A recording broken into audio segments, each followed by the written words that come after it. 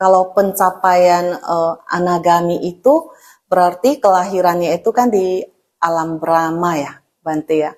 Jadi kepingin mendapatkan penjelasan yang lebih lanjut, Bante. Terima kasih, Bante. Penjelasan lebih lanjutnya dari sisi mana? Dari sisi ketika pencapaian anagami itu kan berarti kan kelahirannya itu di alam Brahma itu, Iya.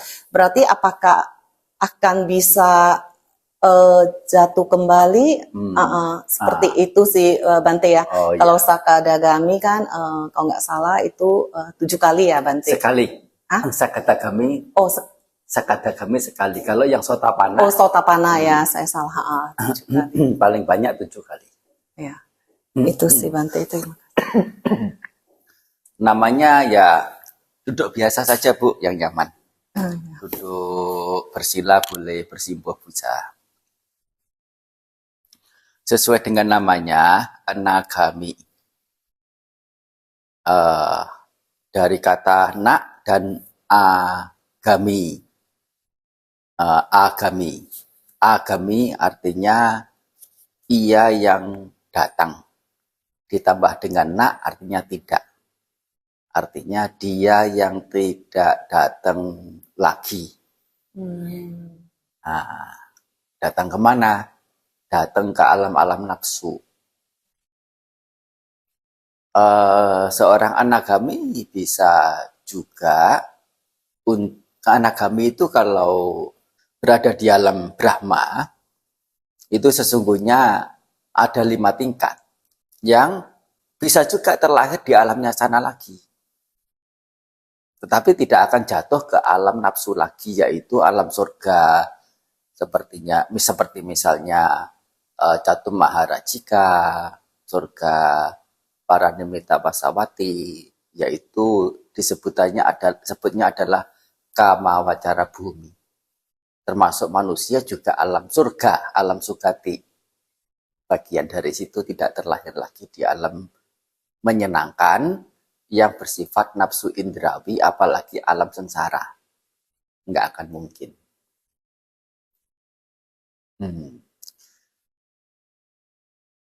Penjelasannya sebetulnya selesai sampai di situ jawabannya. Hanya kalau mau dilanjutkan dengan hal-hal yang terkait dengannya, ya alam anagami itu termasuk alam Brahma dan alam rupa Brahma. Apa yang dimaksud dengan alam rupa Brahma adalah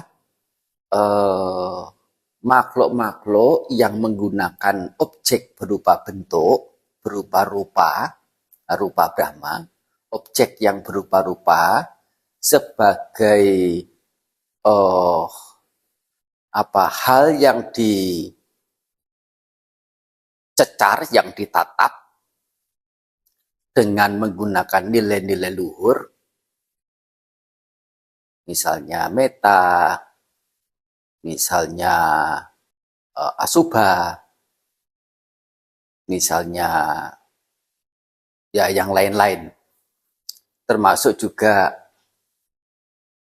nilai-nilai pengetahuan, seperti misalnya kecacatan, kerapuhan yang ada pada rupa, bentuk, atau materi ini. Sehingga dengan mengerti keberadaan rupa sedemikian rupa, menjadi tidak menyenangi keberadaan rupa. Karena tidak menyenangi keberadaan rupa, terlepas kesenangan indrawi terhadap rupa itu. Dan karena terlepas dari kesenangan indrawi itulah dikatakan bebas dari kesenangan indrawi, dan kebebasan diri dari kesenangan indrawi yang punya sifat mengikat, ikatan itu menjadi terlepas. Tidak menghimpit lagi, dihimpit oleh kesenangan indrawi lagi, sudah tidak. Keberadaan terbebas dari himpitan kesenangan indrawi itu adalah kebahagiaan yang diawali dengan kegiuran, piti dan suka. Hmm. Nah, ini adalah alam Brahma secara umum, rupa Brahma. Eh, Seorang anagami bagaimana berbeda dari alam Brahma biasa, oleh karena seorang anagami ini menembusnya melalui 4 kebenaran Arya, yaitu mengerti rupa, baik itu eh, tubuh secara umum, entah itu penglihat, caksu, entah itu suara, bentuk yang dilihat atau pelihat-pelihat, telinga yang mendengar, ataupun suara-suara, semuanya itu disebutannya adalah rupa atau bentuk. Sifatnya adalah materi. Dan ini, nah, sesungguhnya yang Sang Buddha maksud dengan materi itu tidak melulu yang berupa fisik saja, termasuk suara juga materi, termasuk bau juga materi. Dan ternyata apa? Itu diamini oleh ilmu pengetahuan mutakhir ini. Awalnya kita mungkin menolak bagaimana suara itu disebut materi. Bagaimana bau itu disebut materi. Tetapi ternyata bau itu sendiri adalah partikel materi yang sangat lembut. Termasuk juga antara lidah dengan rasa-rasa tubuh dengan pesentuh-pesentuh yang berupa-rupa. Ini menjadi objek. Termasuk juga yang lebih ini, ya sesungguhnya sangat luas. Misalnya tulang, misalnya kulit, misalnya air mata, misalnya keringat, misalnya air seni, misalnya darah, misalnya udara yang ada di dalam tubuh ini misalnya. Itu juga bisa menjadi objek sebagai rupa. Adalah rupa yang bisa menjadi objek. Nah, benarnya begitu. Jelasnya. Nah, bagaimana seorang anagami melihat itu semua adalah dukkha, adalah penderitaan. Yaitu sesuatu yang menjadi tempat di mana penderitaan itu muncul. Berupa ratap tangis di mana? Di tubuh ini. Kesedihan juga ada di tubuh ini. Kebencian, keserakahan juga di tubuh ini. Menempati tubuh, kebencian muncul. Berada di tubuh, kebencian, keserakahan, kesesatan muncul. Berada di tubuh ini pula, ketuaan, penyakit, kematian muncul. Itu yang disebut tubuh ini dukkha. Nah, dukkha ini bukan apa sifatnya itu kekal abadi, atau asal usulnya memang sudah sedemikian rupa. Ya tidak juga, oleh karena sesungguhnya materi itu bukan berupa dukkha kalau tidak ada pemuncul dukkha. Sehingga ditembus tentang kebenaran tentang kemunculan dukkha. Tidak lain adalah kemunculan kegandrungan atau tanha, yaitu kesenangan kecintaan itu. Nah, karena dukkha ini bukan secara naturalnya, secara apa ya namanya, hakikinya, mutlaknya itu ada pada rupa, melainkan dukkha ini ada kemunculannya, yaitu adalah kemunculan tanha, kegandrungan. Dukkha ini kalau ada kemunculannya, mesti juga ada kepadamannya. Nah, begitu. Dan karena ada kepadaman dukkha, tidak lain adalah kepadaman kegandrungan, tentu ada jalan menuju pada kepadaman dukkha, penderitaan itu. Nah, di sini simpulan yang bisa diambil adalah antara kemunculan dukkha dengan dukkha. Kemunculan dukkha itu apa? Karena ada kelahiran, karena ada kematian, ada penyakit, kesedihan, retap tangis, derita jasmani, derita batin, kekecewaan. Ya, itu semua. Kelahiran muncul karena ada karma, yaitu karma bhawa. Ada perbuatan. Perbuatan muncul karena ada apa? Ada kemelekatan. Kemelekatan muncul karena ada apa? Karena ada kegandrungan atau kesenangan, kecintaan. Kesenangan, kecintaan, kegandrungan muncul karena ada apa? Karena ada wedana, perasaan, atau saya menerjemahkannya pengenyam. Pengenyam yang menyenangkan, yang menyakitkan, dan yang netral. Pengenyam-pengenyam muncul ini karena apa? Karena ada kontak, ada perbenturan antara penglihat, bentuk, dan winyana yang ada pada penglihat itu. Ketiganya melakukan benturan, itulah yang menyebabkan perasaan atau pengenyam itu. Perbenturan ini, fasa ini muncul karena apa? Perbenturan ini muncul karena ada 6 pintu indera. 6 pintu indera muncul karena apa? Karena ada rupa dan ada nama. Rupa dan nama karena ada apa? Karena ada winyana.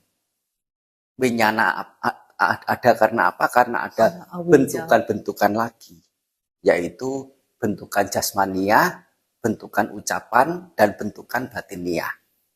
Sebutannya adalah kaya sangkara, waci sangkara, dan cita sangkara. Nah, ketiga sangkara ini muncul, yaitu tidak lain adalah perbuatan itu sendirilah. Atau pembentukan, proses pembentukan yang tidak lain adalah perbuatan. Membentuk, membuat, menjadikan ya sama. Itu semua karena apa? Karena ketidaktahuan.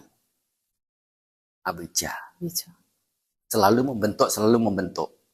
Tidak tahu membentuk itu adalah berakhir pada dukkha, penderitaan.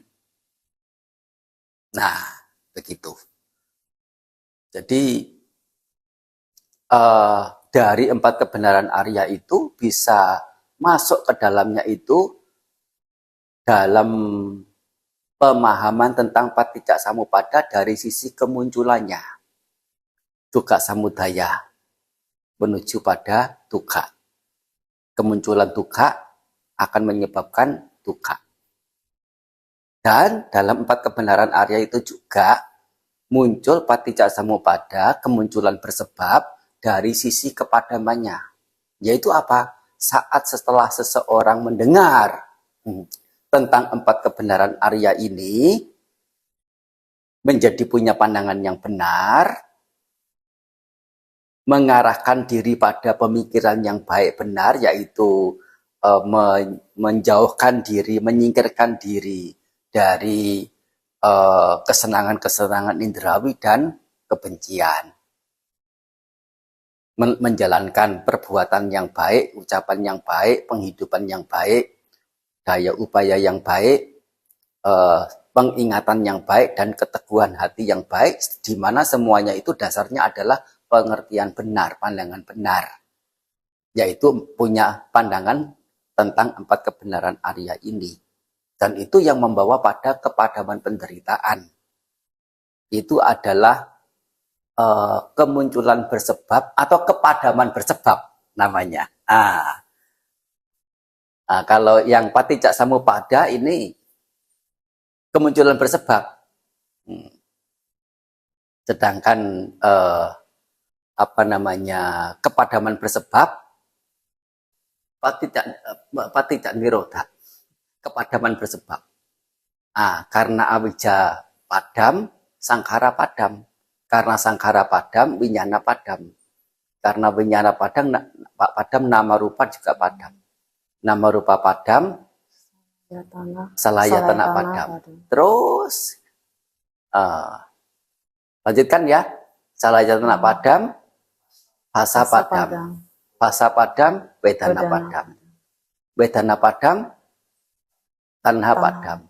Karena tanha padam, upadana kemelekatan padam. Karena kemelekatan padam, bahwa yaitu perbuatan padam. Karena perbuatan padam, kelahiran padam, jati padam.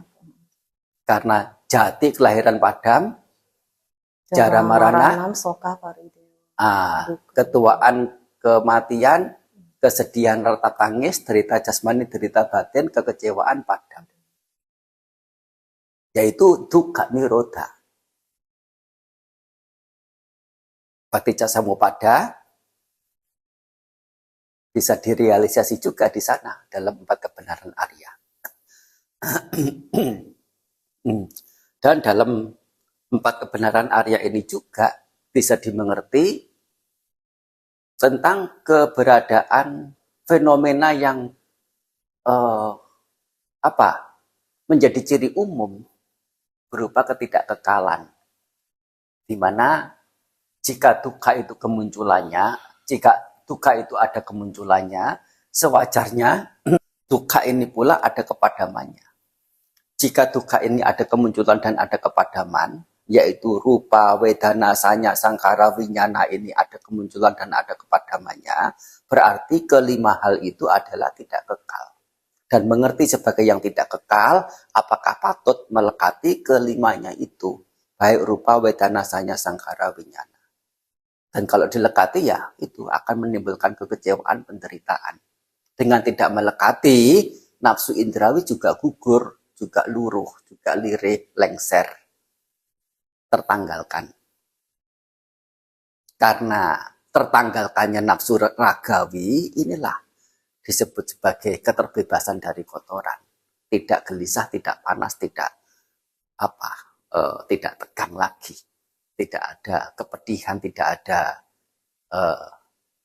kesengsaraan, tidak ada penderitaan.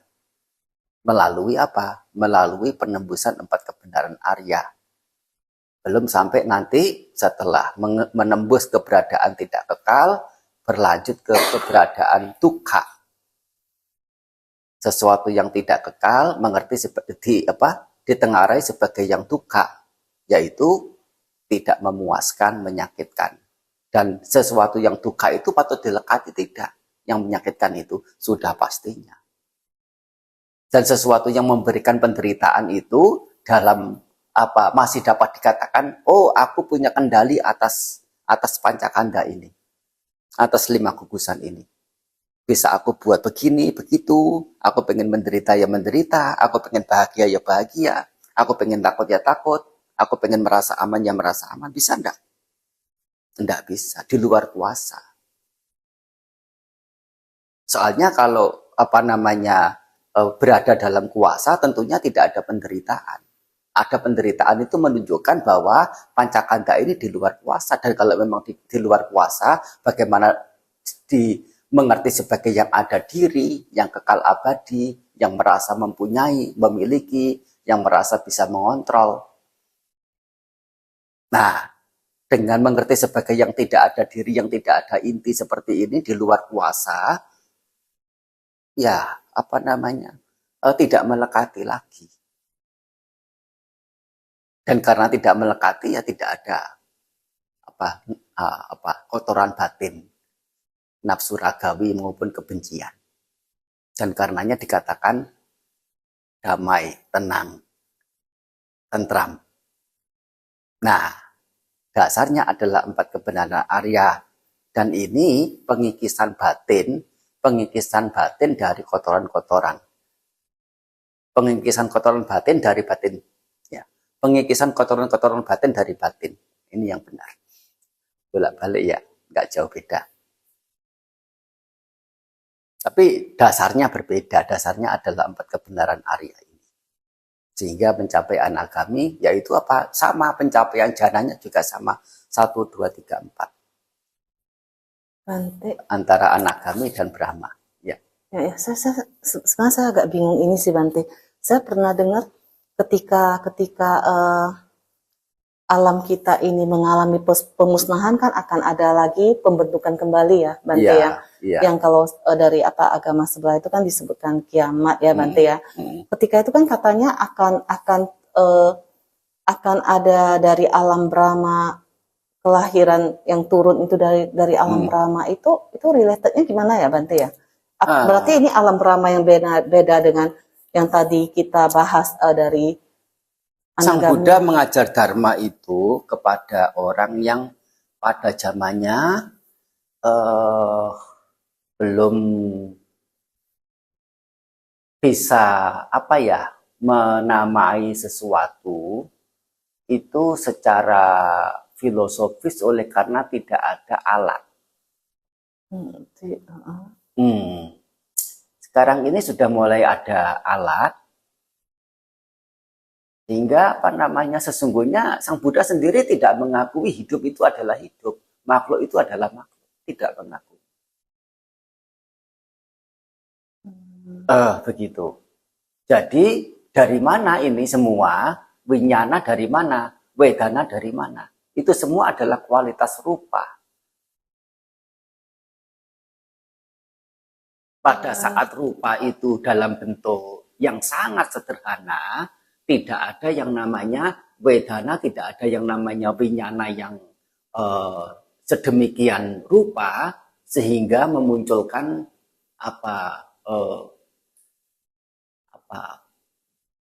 penderitaan dan kebahagiaan. Dan itulah sebagai satu keberadaan yang bagaimanapun ini sebagai interpretasi saya pribadi ya. Begitu. Itulah yang dikatakan sebagai keberadaan tidak ada nafsu indrawi oleh karena partikel-partikel itu memang belum sampai pada tingkatan untuk menyenangi dan membenci. Belum ada winyana yang menjadi kualitas rupa. Tapi setelah partikel-partikel itu berkoloni menjadi dari partikel subatomik menjadi atom, dari atom menjadi molekul, molekul menjadi jaringan, jaringan menjadi protein dan sebagainya, menjadi sel, menjadi kumpulan sel, menjadi organ, menjadi satu entitas, individu, individu pun berkelompok. Suku ini, suku itu, dan perang terus. Antar suku, antar negara, antar wilayah. Itu perjalanannya. Jadi alam Brahma sendiri bagaimana? Satu sisi secara filosofisnya bisa mengarah ke situ itu. Walaupun satu sisi yang lain adalah nyata keberadaan batin yang ya telah membebaskan diri dari kesenangan-kesenangan indrawi. Entah dari kebijaksanaan secara duniawinya, yaitu menganggap sebagai yang rapuh, yang tidak indah, termasuk juga pengembangan meta, karuna, mudita, upeka, cinta kasih, kasih sayang, rasa sukacita dan keseimbangan batin. Itu bisa mengarah ke sana. Dan satu lagi adalah melalui penembusan 4 kebenaran Arya ini. Dan melalui penembusan 4 kebenaran Arya ini melatih batin, mengikis pengotor-pengotor batin itu. Bebas dari niwarana. Masuk ke jalur anagami. Nah, itu adalah keberadaan sesungguhnya alam Brahma itu sendiri apa? Alam pikiran manusia kita inilah, tidak kemana-mana jauh. Saat orang bermeditasi mencapai jana sudah capai alam Brahma. Kalau didasari dengan 4 kebenaran Arya, sudah seorang anagami. Berada di alam Sudawasa. Jadi kehidupan setelah kematian konvensional, yaitu mati, dibaringkan, dikebumikan atau dikremasi, itu makna kematian secara persepakatan konvensional. Ya, tidak harus seperti itu. Ya, ya, agak Nah, ya harus lebih dicerna lagi seperti itu. Ya, soalnya sih waktu saya dengar ini ya Bante ya, katanya ketika kehancuran alam terjadi itu kan eh, makhluk-makhluk itu mostly itu akan ini ya, mereka akan pergi ke alam Brahma kan, dan ketika nanti terjadi lagi pembentukan alam ya, makhluk-makhluk itu yang akan turun lagi gitu. iya, Makanya setelah alam setelah Brahma, setelah kematian dari manusia ini, yaitu mati secara konvensional, secara persepakatan, kehidupan lagi ada enggak? Siapa yang bisa benar-benar membuktikan? ya, ya, ya, ya, ya, Hmm. ya. Ini bukannya skeptis, bukannya menolak ajaran Sang Buddha, juga tidak. Ini adalah satu sisi lain dari yang beliau, Iya. ya, apa namanya, punya kecenderungan, ya, saya katakan punya kecenderungan untuk memasukkan ke sana. Alam Brahma, alam Sudawasa, alam surga sekalipun, alam binatang sekalipun, ya di tubuh ini lah. Alam asura, alam neraka, ya di tubuh inilah. Tidak kemana-mana. Setelah kematian siapa tahu. Dan siapa yang membuktikan. Nah, itu. Dan itu akan menjadi metafisika yang apa namanya, selalu dalam, ya, metafisika dalam permaknaan yang sekarang ya. Kata metafisika itu sesungguhnya artinya sangat bagus sesungguhnya. Tapi sudah dimengerti secara serong. Yaitu ilmu yang hanya bisa dipikirkan tanpa bisa ada sisi empirik atau sisi pragmatisnya. Tadi apa namanya? Berarti kalau dihubungkan dengan kemajuan teknologi akan ini ya, akan kalau sekarang ini kan dengan digital ya, Bante ya, kemajuan teknologi kan tadi Bante juga mention about ini ya, metafisika ya. Iya. Dan sebenarnya kan dalam kehidupan sehari-hari sekarang kan kita udah mulai menuju ke arah sana kan, Bante ya. So kalau direlatedkan dengan apa yang tadi kita bahas itu sangat-sangat nyambung ya Bante ya, seperti itu ya. Bukan Karena hanya, berarti memang dari pikiran sekarang ini bukan digital sudah ditinggalkan jauh. Sekarang ini mainnya adalah ini quantum mechanics. Di sana dapat ditembus bahwasanya yang disebut materi itu sesungguhnya adalah kosong belaka. Dan winyana, si pengetahu atau kita menyebutnya kesadaran ini sebatas kualitas dari rupa. Kalau rupa itu sendiri kosong, kualitas rupa itu bagaimana? Nothing. Kita sendiri yang mengaku kita itu makhluk, kita itu hidup, kita itu ada jiwa, ada nyawa, ada roh. Keterbatasan pengetahuan kita. Itu apa namanya, mendalam, sulit untuk dirogoh. Terima kasih Bante.